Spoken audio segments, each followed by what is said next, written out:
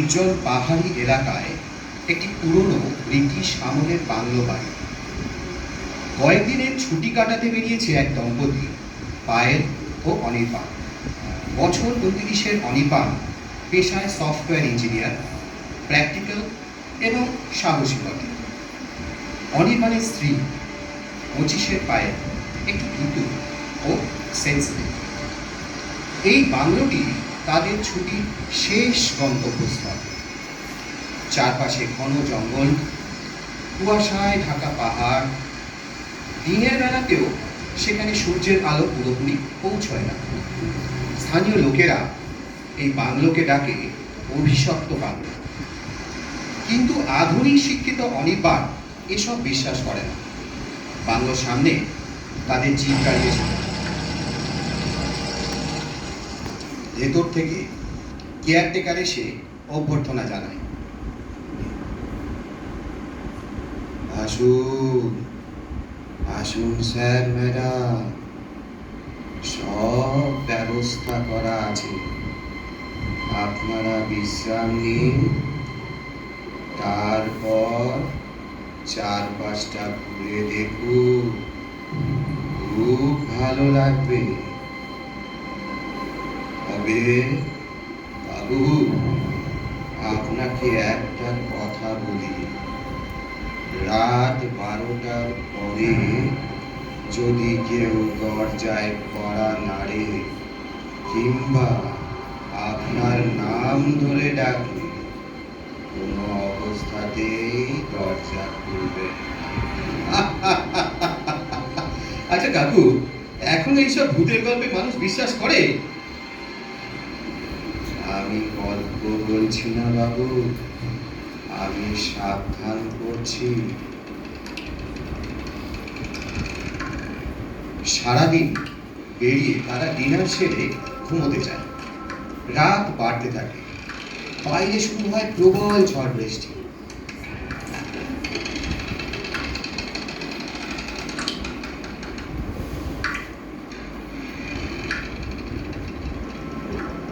আচমকা পায়েলের ঘুম ভেঙে যায়। সে পাশে শুয়ে থাকা অনির্বাণকে ভয়ে ফিসফিস করে বলে, অনির্বাণ, এই অনির্বাণ, অনির্বাণ, শুনছো? বলি নাকি, শোনো শোনো। ও কি হলো কি? ডাকছো কেন? ঘুমোতে দাও, কাল সকালে আবার অনেকটা পর ড্রাইভ করতে হবে।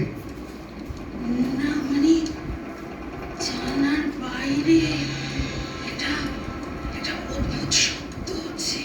ভালো করে শোনো, মনে হচ্ছে কেউ যেন অনবরত নখ দিয়ে কাঁচটাকে আঁচড়াচ্ছে। দূর পাগল, বাইরে কিরকম ঝড় বৃষ্টি হচ্ছে দেখছো না? গাছে ডালপালা বাতাসে এতে হয়তো ধাক্কা খাচ্ছে। তুমি বড্ড বেশি ভয় পাও, ঘুমাও তো।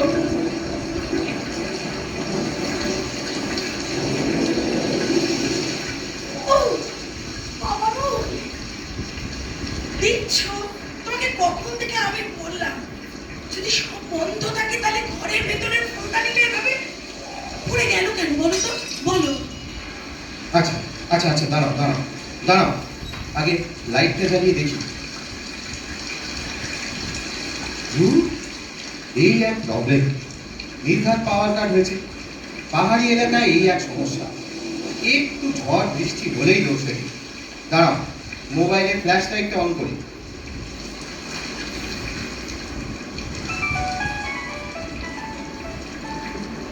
দেখেছো, ভয় পাওয়ার কি কিছু নেই। জানলার একটা পাল্লা ঠিক মতো লক করা ছিল না। দেখো, হয়তো বাতাসের ঝাপটায় ওটাই খুলে গিয়ে ওই ফুলদানিটাতে ধাক্কা লেগেছে। দাঁড়াও দাঁড়াও, ভালো করে লকটা করে দিই।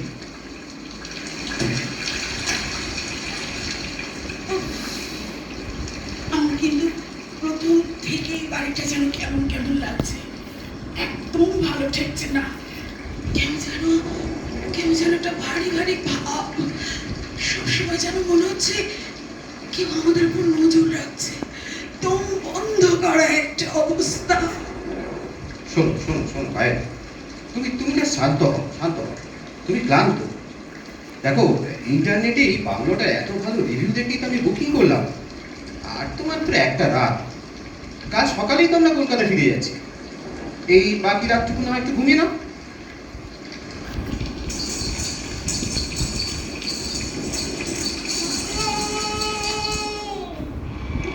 আমাকে বাঁচাও। ও অনির্বাণ, তুমি শুনতে পাচ্ছ? শব্দটা শুনলে? তুমি শুনতে পাচ্ছ অনির্বাণ? হ্যাঁ হ্যাঁ, মানে কোনো মহিলার কান্নার আওয়াজ পাচ্ছি না, কিন্তু এই গভীর রাতে পাহাড়ি জঙ্গল এলাকায় মেয়ে মানুষ কান্না কিভাবে? আমি তোমাকে বলেছিলাম না অনির্বাণ, এখানে কোনো না কোনো গড়বড় আছে। এইটা কোনো মানুষের কান্না নয় অনির্বাণ। তুমি শিগগির চলো, গাড়ি বার করো, আমি কলকাতায় ফিরে যাবো। আমি এখানে আর এক মুহূর্ত থাকতে পারছি না। আরে তুমি কি পাগল হয়ে গেছো? এই ঘোর অমাবস্যার রাতে এইরকম একটা পাহাড়ি রাস্তায় গাড়ি চালানো আত্মহত্যা শামিল। দাঁড়াও দাঁড়াও, টর্চটা নিয়ে আমি একটু বাইরে বেরিয়ে দেখে আসি। না, তুমি আমাকে ফেলে কোথাও যাবে না, আমার বড্ড ভয় করছে। Please please.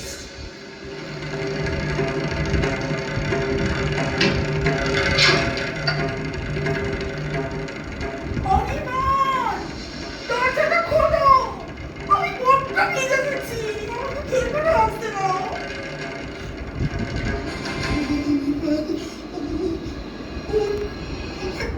নাম ধরে ডাকছে, ও তোমার নাম জানলো কি করে? ও মানুষ নয়, ও মানুষ হতে পারে না, ও কোনো পিশাচ। অনির্বাণ, একদম দরজা খুলো না, দরজা খুলো না কিন্তু। অবিশ্বাস্য, আমার নাম এই তলাটা কেউ জানার কথা নয়। কে কে বাইরে? কি চান আপনি?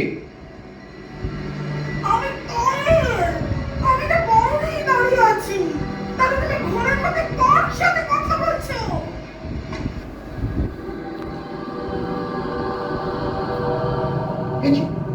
এ কি ভাই, তোমার কথা বাইরে থেকে আসছে কেন? তাহলে তাহলে আমার কাছে কে দাঁড়িয়ে আছে? অনির্বাণের হাত ধরে সে ধীরে ধীরে মোবাইলের আলো ঘুরিয়ে পাশে দাঁড়িয়ে থাকা পায়ের মুখে ফেলল। এ এ কি?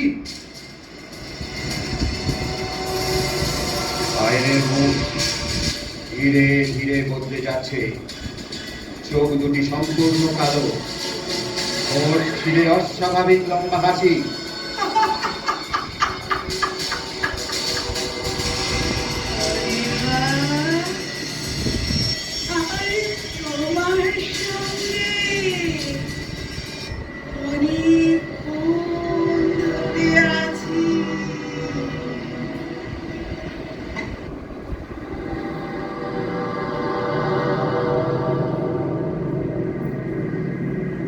হঠাৎ দেওয়ালে ঝোলানো একটি ছবিতে মোবাইলের আলো পড়ে। সেখানে দেখা যায় এক তরুণ, ঠিক পায়েলের মতো বোধ। নিচে লেখা মেঘলা সেন, মৃত্যু 1984। প্রতি বছর একটি দম্পতি আসে, একজন থেকে যায় আর একজন। বাঁচাও বাঁচাও, পায়েল আমাকে বাঁচাও। না না না, তুমি এমন করতে পারো না। পায়েল পায়েল পায়েল। আজ তোমার পালা অনির্বাণ। বাঁচাও বাঁচাও বাঁচাও বাঁচাও, পায়েল পায়েল পায়েল।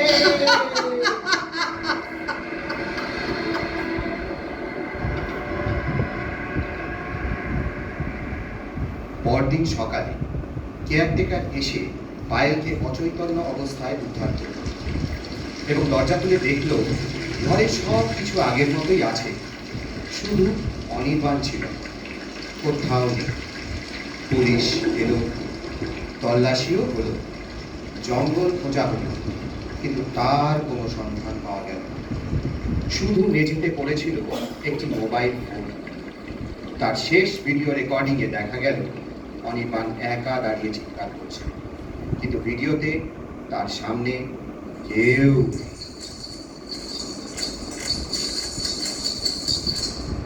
আজও বর্ষার গভীর রাতে সেই বাংলোর সামনে থেকে গেলে কানে ভেসে আসে একটি পরিচিত পুরুষ কণ্ঠ, দয়া করে দরজাটা খুলবেন না।